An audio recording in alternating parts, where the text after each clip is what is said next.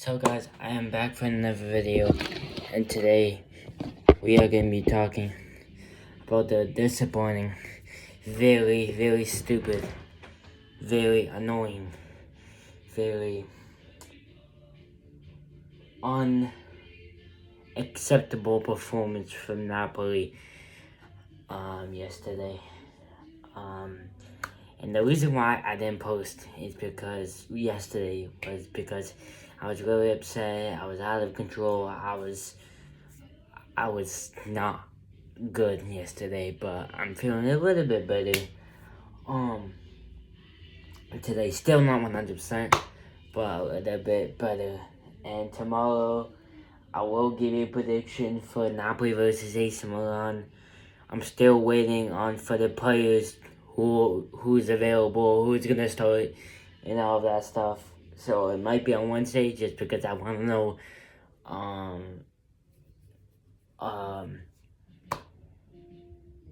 who's gonna start, who's gonna play, who's gonna be on the bench, and so on and so forth. But now let's talk about the game against Udinese, shall we? Because it's been a difficult game.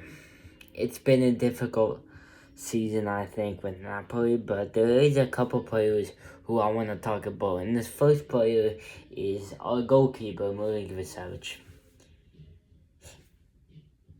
This is like our new signings. In the first couple of games, they have done well, but now they just are out of form.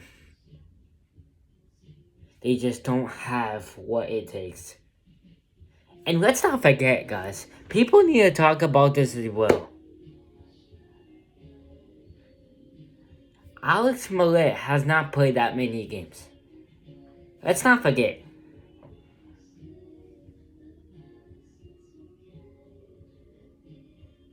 I don't know how many games he played. I can check later, but he's not played that many games. I think he's only played like 3 or 4 games this season. And I like Milinkovic-Savic. Don't get me wrong, guys, but yesterday, no. Yesterday, the PSV game, there's been so many games where I've been disappointed with him, and I'm not going to criticize him too much because he's a new player. He's coming from Torino, who I'm never going to speak about again. But yeah, I guess, I don't really know what to say. And this is a topic that we need to talk about, I think, because we can talk about defenders, midfielders, and attackers later. But this is a conversation that all Napoli fans needs to have. Who is the better keeper, Alex Millet or Milinkovic-Savic? A lot of people say Milinkovic-Savic, but I'm still no. I still believe Alex Millet is better. And I don't say this because I'm criticizing him. I say this because Alex Millet has been for Napoli in many years. He's won 2 Scudetti.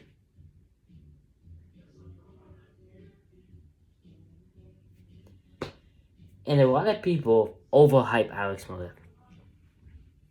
And I understand Milinkovic-Savic can save penalties.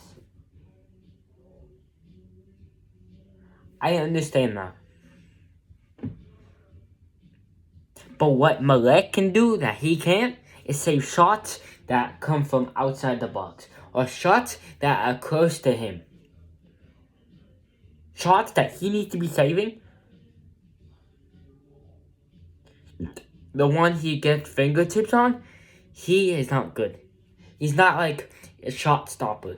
He's more like playing with the feet. He's more like of a Ederson type keeper.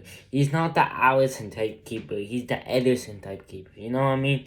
And I'm not blaming him. I don't think he's a bad keeper, but I think if you're telling me who's the better keeper, it's Alex Millet, I gotta see. Alex Millet is easily, it's not even close for me, the better keeper. Milinkovic-Savic is better with his feet, better saving penalties, but if you ask me, if you take let's say KDB or even McTominay, and put McTominay as 1v1 with the keeper, who's going to do better, Alex Millett or Milinkovic-Savic? I would say Alex Millett. Because Milinkovic, yeah, if it's a penalty kick, then yeah, Milinkovic would be better. But if it's like an actual one coming into the box, I believe. The only thing that Alex Millett is not good at is playing with his feet and long shots. Long shots are not good. But apart from that, there's not much Alex Millett can do. Now let's talk about defense, shall we? Because this is the interesting topic that I had with myself yesterday after the game. And I said to myself,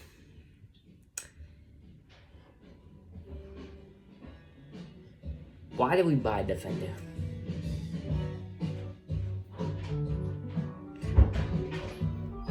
I believe we did not have the best transfer window that a lot of people think we did. I understand we bought a lot of players. I understand that. But it's the caliber of each of these players, for me, are not good enough. Luka is an example. Lang is an example.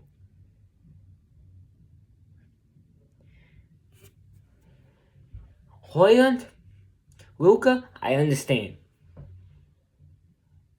But why are we signing a defender when we had the best defense in top 5 leagues? Why are we signing an extra defender? We don't need a defender. If we need a defender, it's a right back, not a central defender. We need a right back. We need somebody who can play in Di Lorenzo's position. Get rid of Mazzocchi, loan him out somewhere, and get a right back. Get a true right back who can play in Di Lorenzo's position. Because Di Lorenzo ain't the guy anymore. And I'm not saying this in a mean way. I'm not saying this because I hate him. I'm not saying this because I want him to leave. But there's one thing he cannot be anymore, and that is the captain. I want Lakamani to take the captain's armband.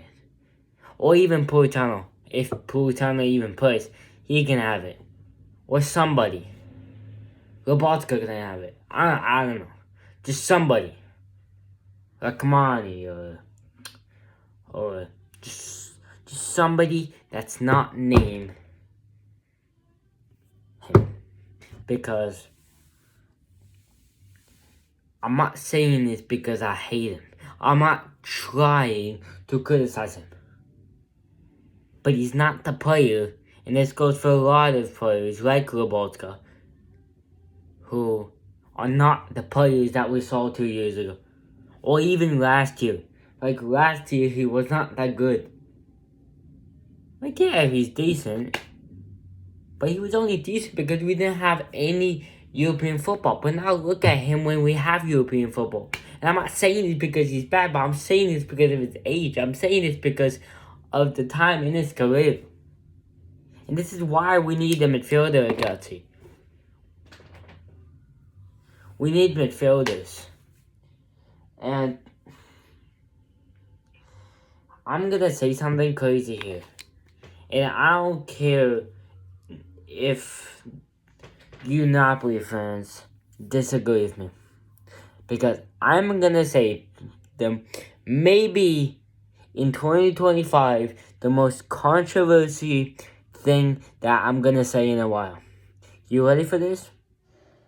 You know how Kobe Manu, or not Kobe Manu, you know how Amalim, the Manchester United coach, says to Kobe Manu he can't leave. How about we do this? How about we offer Manchester United a player? Now that you actually think about it, let's offer Manchester United a player in return for Kobe Manu. And that would give us more money to then pay him. Pay for him, sorry. And I think with Lobotka, I've seen it in his games. He's not what he was 2 years ago. He's not in his prime anymore. He's outside of his prime, and I can see it. He doesn't have the energy anymore. I'm not saying sell him. I'm saying be smart. Because we have options if he leaves. I know we're in a midfield crisis, but if you really want Kobe Manu, I think that's a perfect move. I think that's what people may think a dumb move, but in reality, if you actually look at that move, it's actually smart. Because you're getting the younger player. You're getting the better player. You're getting a player who wants to play in the World Cup next year.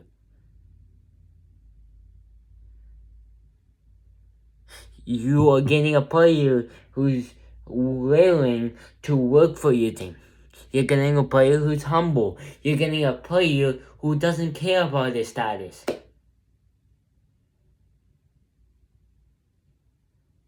Kobe Manu's young, guys. Kobe Manu's only 20 years old.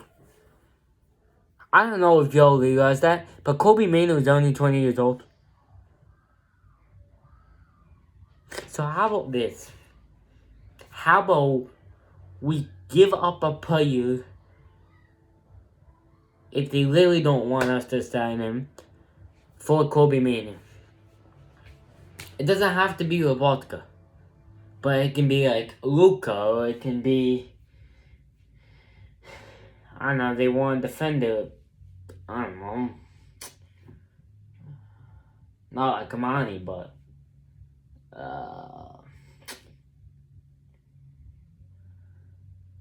Oliveira. I mean,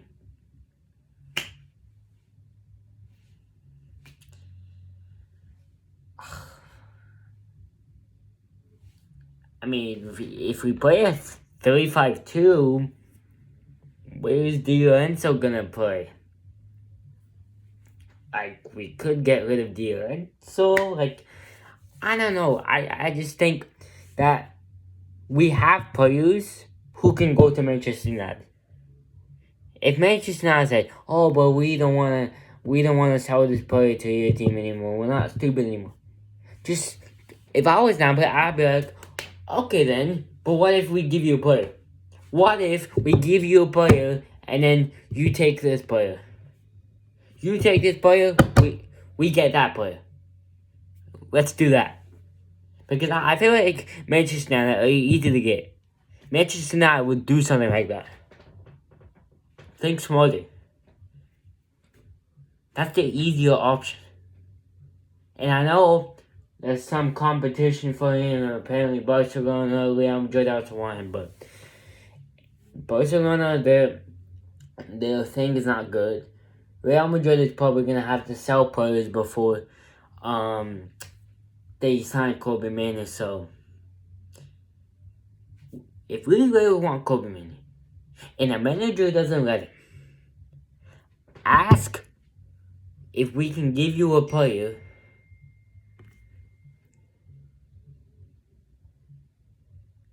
and do the rest.